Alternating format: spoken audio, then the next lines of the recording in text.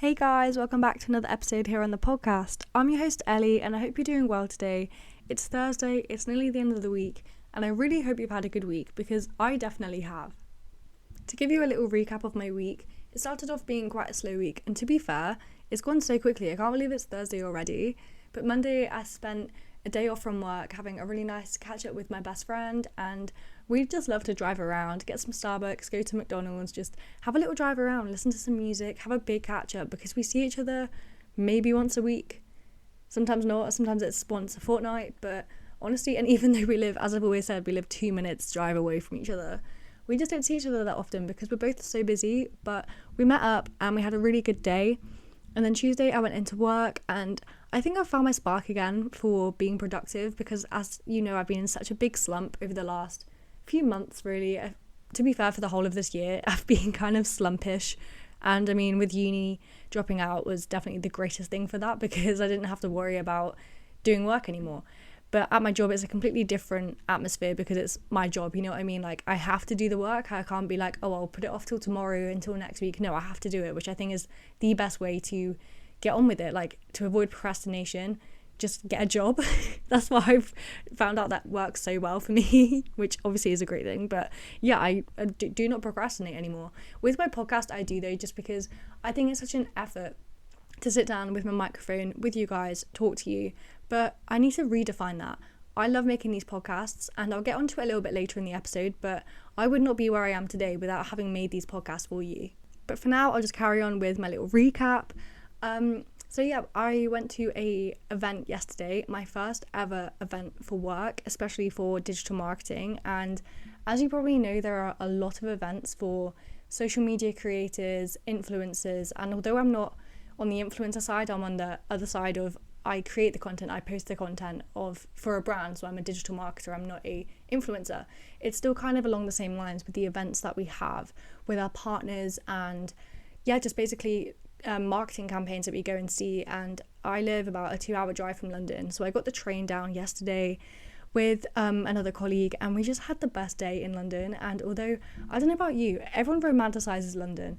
I hate London. I hate big cities, even though I always kind of thought I've always wanted to live in Madrid or Berlin, which are huge cities, probably bigger than London. But I don't know about that. I really don't want to do that anymore, having gone to London for one day, and this was the first time kind of going on my own.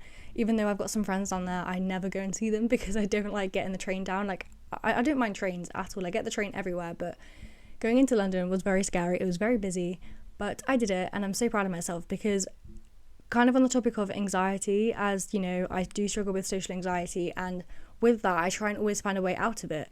Whereas for something like this, for work, I cannot get out of it. I have to go, I have to do it, and I really think it is helping to kind of get out of my comfort zone and just do it. Rip the band-aid off, because all of my other times I've had social anxiety, I've just found a way to get out of it and said, okay, Ellie, you don't have to go, it's fine, you're not feeling it today.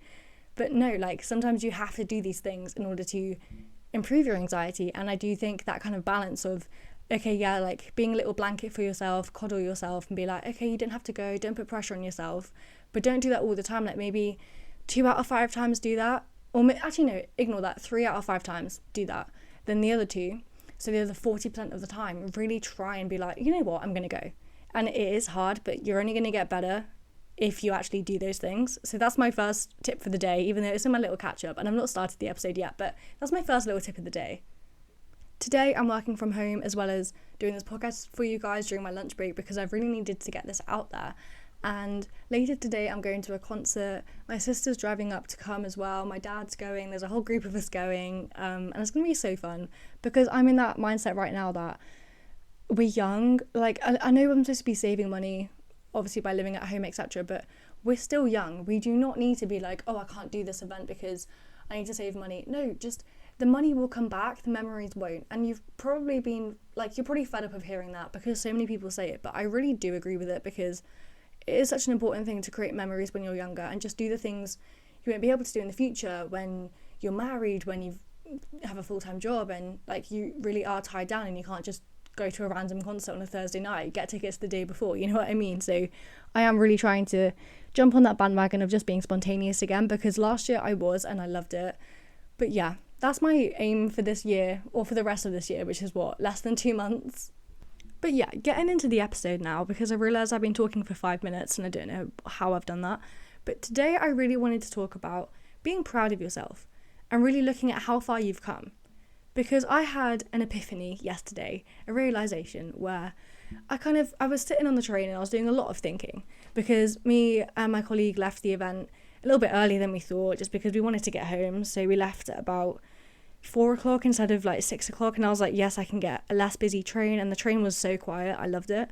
Well, quiet for a London train. It was still quite busy, but but I was on the train and I was thinking, what can I do on the train back? Because on the train there, I was very tired. I didn't want to do anything. I just listened to music for 2 hours and tried not to fall asleep, because I hate sleeping on a train, because I get scared I'm not going to get off, even though my stop was the last destination, but I was still quite scared. But I was sitting on the train on the way back and thought, right, let's be productive. So I started writing out this podcast plan and the blog that comes along with it. And I really did want to talk about this, because I was also journaling at the same time, and I thought, look how far you have come. And so many of us put ourselves down our whole lives because we just focus on that one mistake we've done that set us back. And we do not focus on all the positives, all the successes we've had throughout our life. Even if you're young like me, I'm 20 years old, right? I don't have much to look back on. And yeah, a lot of that time was silly mistakes during school, but I'm not focusing on that. I'm focusing on the fact that, and this is the whole crux of it for me. I mean, I know it's different for everyone and it depends, but I started my blog when I was 15. I started my podcast when I was 18, and I cannot believe how far I've come with it. And I don't mean in terms of followers, money, because that has not improved as much as I thought it would, but it has got somewhere, and I'm so grateful for you guys listening to me right now, because I didn't do this to get followers and to get money and to become an influencer. I did this podcast for me mainly, but also secondarily, I did this to help at least one other person out there. Even if that is one person per episode or just of all time, I do not care. I'm doing this podcast to help someone. And if that's what happens, I had a message from one of you guys a couple months back, I think it was, saying how much you love the podcast and how much you're grateful to have found my podcast. And I just felt so happy about that. And I was like, this one person has messaged me, it's only one person, but who cares? And that's my exact point. This, kind of going on a tangent here, but this is what I'm talking about. This is a milestone. Even if one person has messaged me, I am happy. I'm not thinking, well, I am a little bit, but I'm really not focusing on that. I'm like, oh, only one person has really said that. Maybe one person just listens to my podcast. No, that's not it at all. I'm focusing on, oh my God, someone messaged me. And that makes me so happy, because as I said, all I want to do is help one person. And if this one person is the only one that listens, I'm grateful for you. I do not care, because I know I can look at my analytics and I know that more than one person listens to me. But in my mind right now, I'm just so ecstatic about that.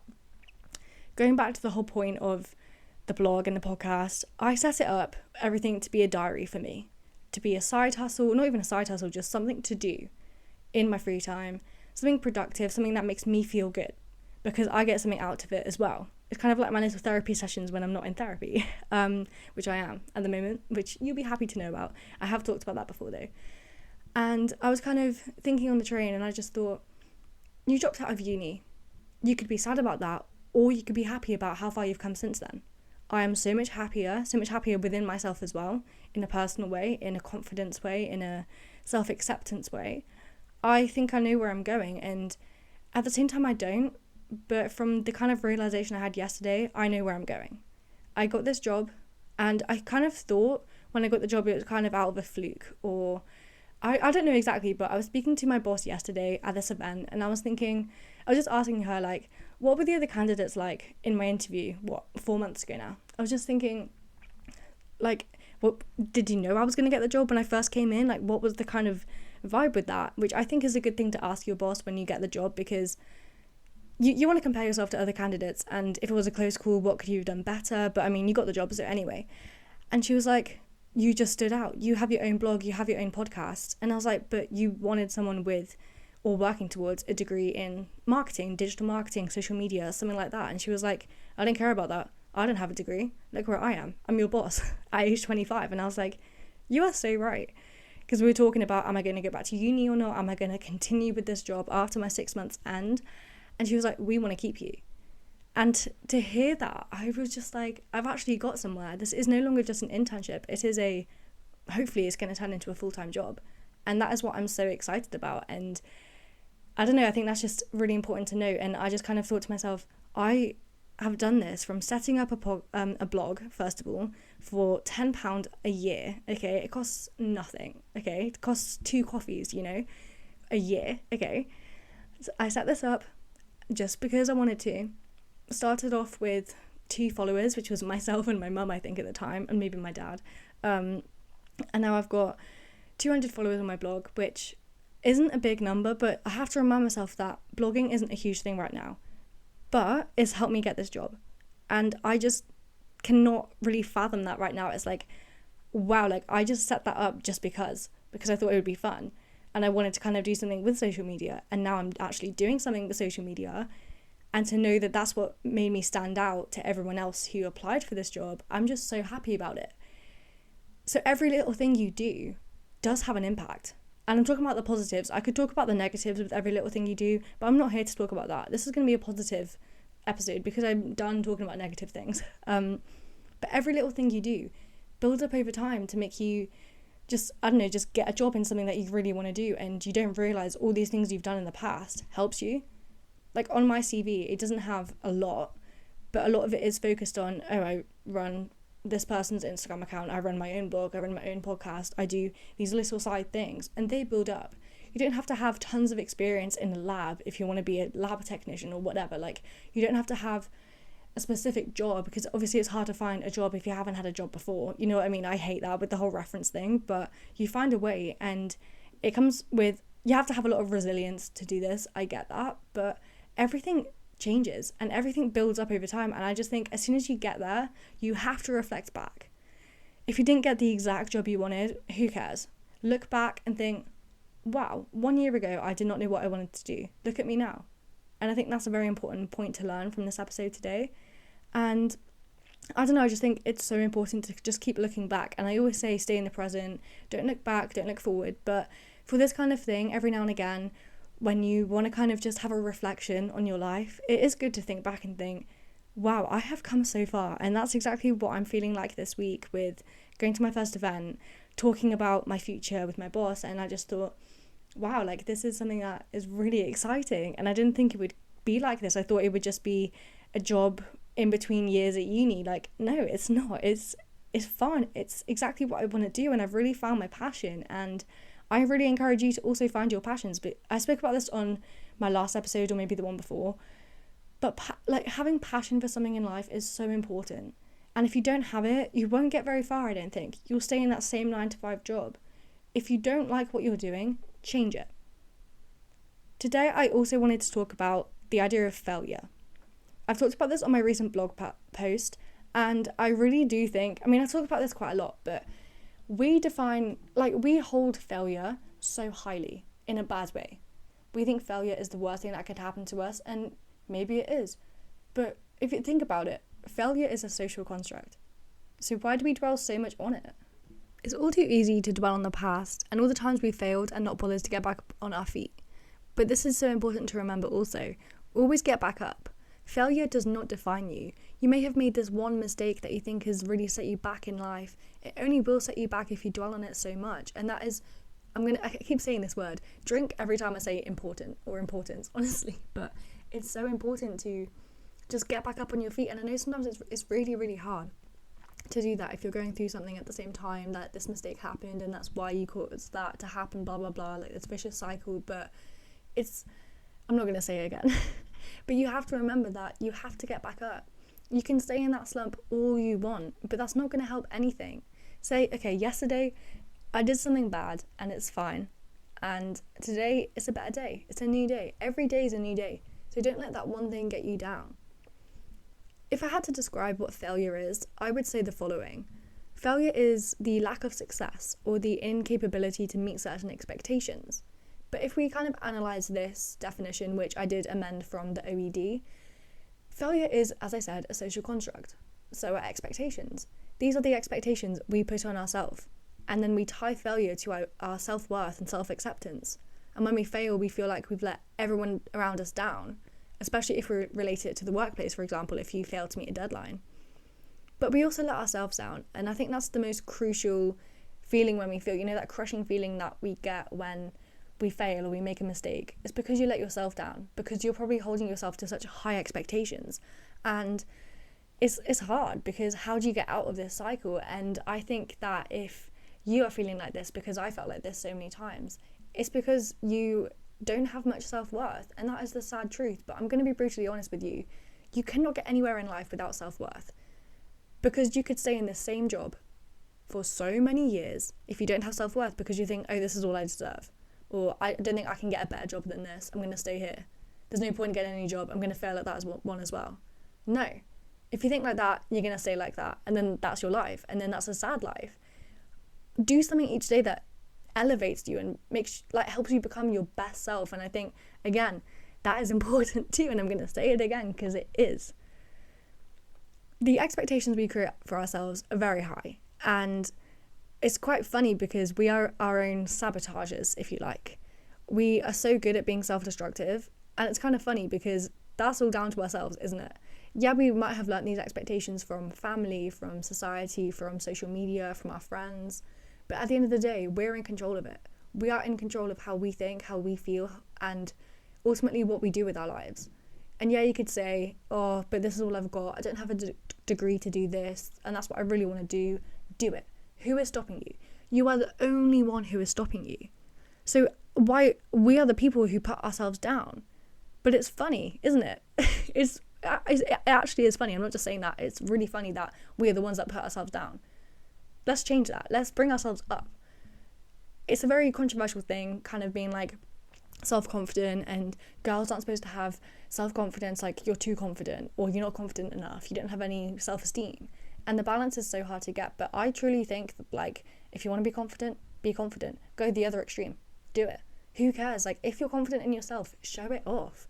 I know some people might think that that's boastful or just unattractive. To me, it's not. If I see a girl online, in person, whatever, and they are just so confident within themselves and as a person as well, I don't just mean posting selfies like I'm so confident, because most of the time they're not. I mean, you can tell when someone's confident, or they're confident enough to share something that's dear to them, or, you know what I mean? Like, you can tell when someone has self-confidence, and I love that. Even if some people think it's too much, I don't care, because so many of us are put down by society and ourselves, but mainly by other people. We get put down, and it's how we come out of that makes us who we are. And I think it is hard to build up self-confidence if we're constantly being put down by society and ourselves, but just kind of find a way to do it. And I want to do a whole episode about how to build self-confidence, because it is very hard, and it's not a one-day to-do list, checklist type thing. It takes time. It takes about a year. For some people, it takes a week. For others, you know what I mean? Like, it takes a long time to do, depending on who you are, and depending on how much low self-esteem you've had during the years. And maybe this is the first time you're really working on yourself. But to be honest, all in all, just stop thinking that you failed. Stop thinking that you made a mistake, because mistakes are only lessons. And I'm just going to keep saying this. So celebrate those achievements, no matter how big or small they are, whether it's one person messages you saying, I love your podcast, or whether it's 100 people saying it, or you've reached 1 million subscribers or 10 subscribers, whatever it is, who cares? If that achievement is important to you, celebrate it. On your own, with your family, who cares? Celebrate it. Do something for yourself. Treat yourself after you've done this achievement, no matter what it is, whether you've got a C in your GCSEs when you thought you were going to fail, and everyone's like, oh, that's just a C, like, that's awful. To you, it's not. We are all unique, and we deserve to be proud of ourselves. So just be proud of yourself for whatever you're doing right now.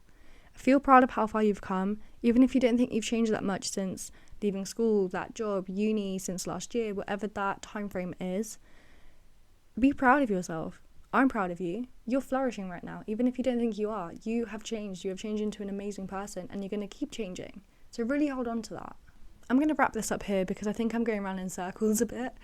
But just look how far you've come. Get a pen and paper and have a think about it. Or not even that, just have a think about how far you've come in a good way. Focus only on those positives. And trust me, you're going to think of something like a realisation, an epiphany. You're going to think, wow, I have come so far. Like, look at me. And honestly, 100%, you will feel so much better within yourself. And just always hold on to that. Focus on those little positives every day. And remember, every day is a brand new day. So I'm going to sign off now, and thank you for listening. Please rate and review this episode, and I'll speak to you very soon. Goodbye.